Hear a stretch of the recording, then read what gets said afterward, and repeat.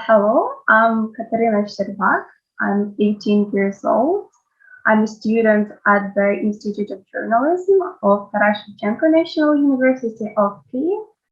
I've spent most of my life in Kyiv, but currently I'm in a little town in Bavaria, Germany.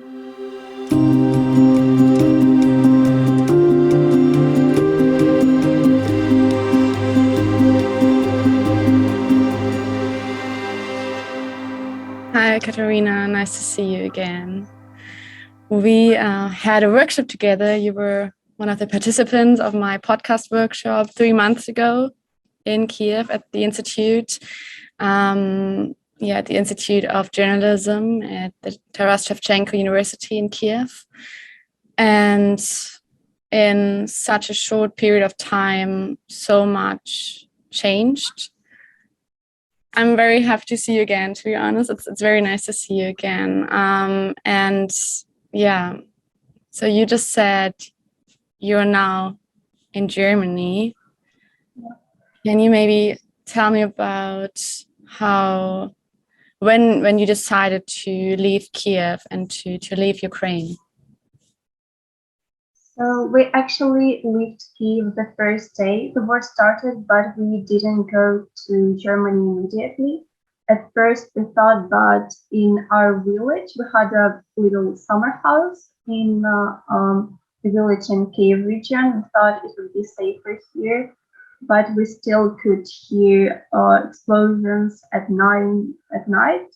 And my mom was especially nervous because in my environment, people were mostly optimistic. Well, at least like they try to encourage each other and not to get depressed. But my mom's environment, I think, wasn't that good for her mental well-being. So she was really nervous all the time. She couldn't do any of her daily routine. She felt like she has to do something, but she couldn't. So it was mostly her decision because she was really nervous. And as for me, I was neutral about it because I knew that it has its risks, like trying to escape. I've seen lots of videos of people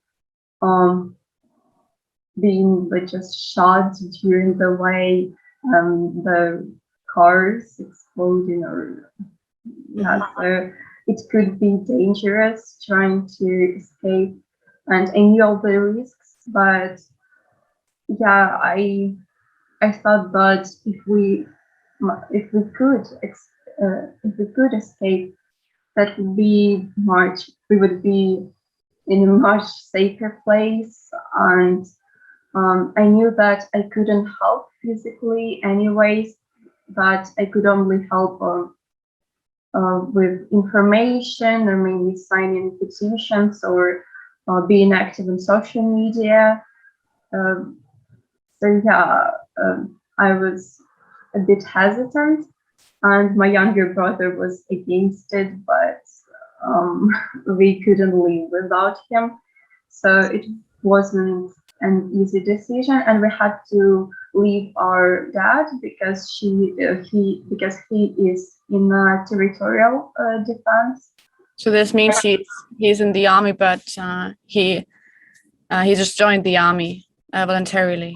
And in his village, like where we stayed, so it's not in Kyiv. For now, it's relatively safe in the place he is, but the situation might change, so we're worried about him. So it was mostly my mother who made this decision, but later we all agreed to try to flee. How old is your brother, and what were his reasons to say, no, I don't want to leave Ukraine? He is 16. he was saying that it's not that bad in the village, but I don't think that he was using operated fat. I don't know, but it was okay.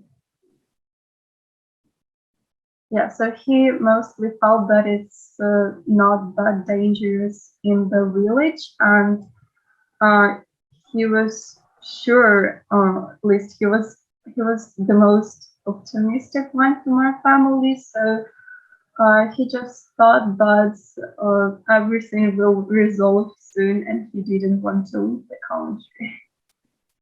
A bit earlier, you described yourself as being neutral. I mean, neutral if you stay or if you go, and you described your mom as being very nervous. So can you maybe tell me a bit more about your emotions when the war started? I don't know, did you expect it somehow? Was it a complete surprise? How was maybe the first morning 2 weeks ago? Ukrainians were supposed to know that the war is about to start. We heard about it from by the military intelligence of the US. There was this information, but it felt surreal back then. Most of the Ukrainians and our government as well didn't believe this. Also, it was different for my parents. We packed our backpacks, our things, so we were more ready than I think most of the Ukrainians, if you can say ready when it comes to war. But me and my brother, we didn't want to believe this. Also, I remember a few days before the war broke out, I was thinking that I don't want to know what war is. So I was worried because we older about a bit how everything was a bit hectic back then. But yeah, I didn't want to believe this. And for me, it started at 5 p.m. Also, shelling started before. I know that it is probably a coincidence, but I couldn't fall asleep this night. And when I finally did this, I woke up a few hours later, and I heard my dad having a conversation with someone on the phone. He had this tone, a bit worried, but also aggressive somehow, that made him sound especially nervous. Okay, so you listened to his voice and you noticed that there was something off. I was really sleepy, but I could hear some of the words like explosions or Bavaria, which is a city near Kyiv. And at first, I think truth was coming down on me gradually. At first, I was still very trying to go to sleep, just hoping that it's not what I've heard or my dad is mistaken. But then I've heard the explosion myself, and yeah, I couldn't hope that it's a mistake anymore. So in less than an hour before that, I was already dressed up, washed up, and with my backpack packed. I think what helped me not to panic in the first few hours is the fact that I wasn't analyzing anything, like I was just trying to be busy with some activity. So that was my first reaction. Mm-hmm. So when the moment came that your mom, your brother, and yourself, you knew you would now leave, and I think you told me before you went first to Budapest and then to Germany. or to Bavaria. And so how was it to say goodbye to your dad, who is still in Ukraine? Okay, so it was hard to leave the country. I mean, like it could be challenging just to get through the border. So at first we had to get from our village to Kyiv to the train station because it would be much harder to go by car because like this like the traffic was awful, like the roads was packed with cars, so you could measure it by cities, like all the cities roads were taken. But so we decided to go by train, and we had to get to Kyiv first. And our father said that he would try to get us as close as possible to Kyiv. So we did a hope that we could get all the way to the city because there are lots of blog posts and yeah, we were checked. People were checking our documents 5 times, I think, before we finally got to Kyiv. You checked it, Ukrainians? Yeah, our territorial defense on different blog posts. But luckily, we actually managed to get to our apartment in Kyiv by car. We just have to not to use main roads because they were blocked with buses and public transport just in the middle of the street.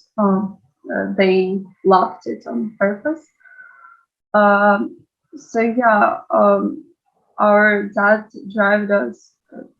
No, drive bro. Okay. Yeah. Us us to our apartment and then to the nearest underground, and that's where we had to say goodbye. And I can say that it was quick because we were in a hurry. So he just hugged us, everyone, and we just went to the underground. But I started to miss him already in the underground. Just yeah, already a few minutes later. Yeah, and now we contact him twice a day, and we're worried about his health, especially because he has problems with his back, but can't find any medical help in the village right now. I remember when we were in Kiev together with the Media Dialogue project, and we were sitting in a restaurant together, and then I remember that you and your dad, you called, and he then picked you up from the restaurant because he didn't want you to go home by yourself, and was dark and cold, and so I remember that I thought, wow, he's a good dad. That's nice. And so yeah, how often can you be in touch with him? Can you, I don't know, text him? How can you call him? Is it possible at all, or is it only possible at certain times? For now, it's just okay. For the region he's in, there is electricity. Still, yeah, there is such problem in some cities and villages.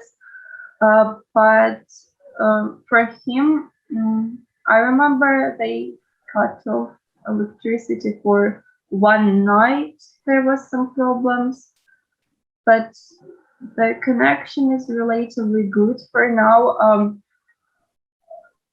It might change. We all know that yeah, everything can happen, and our dad warns us that if you can't reach me somehow, it doesn't mean that I'm hurt or anything. It might be just the problem with electricity. How come that you are now in Bavaria? was it like a conscious choice to go to Germany, or was it just on the way that you decided? We had one acquaintance there. Our father, my friend, not really friend because we didn't see her for years. Actually, my parents didn't meet this woman for 20 years. So I personally never even knew her. And the same was with people we stayed with in Budapest. So it was also all the acquaintances. I personally didn't knew. So our situation is much better than for, I think, most of Ukrainian refugees because they have a an apartment to stay. Because I know in this city, I was really surprised because I think it has 10,000 citizens overall. So it was, for me, it's like a big private sector in Kyiv. It's what it reminds me of the city. But there are Ukrainians there, 150 approximately, and the places where they stay are something like gym halls, like in schools, just with beds. And at the moment, while I'm in the apartment, my mom and my brother are actually volunteering in the centers for refugees. So I think I'll go there the next day. Is there something you brought from Kiev? Something, I don't know, you said, okay, I need to take it? I wouldn't say that I brought things because of their emotional value. Rather, we try to take the most necessary things, just clothing, a bit of food, and documents.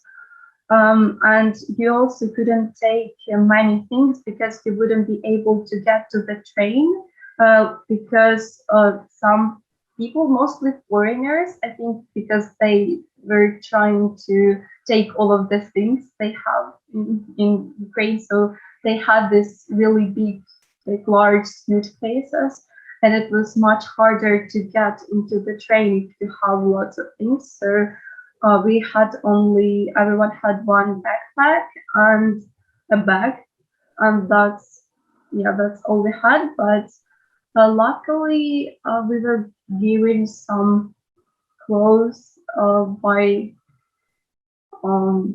the people we stayed with. So there were some clothes they wanted to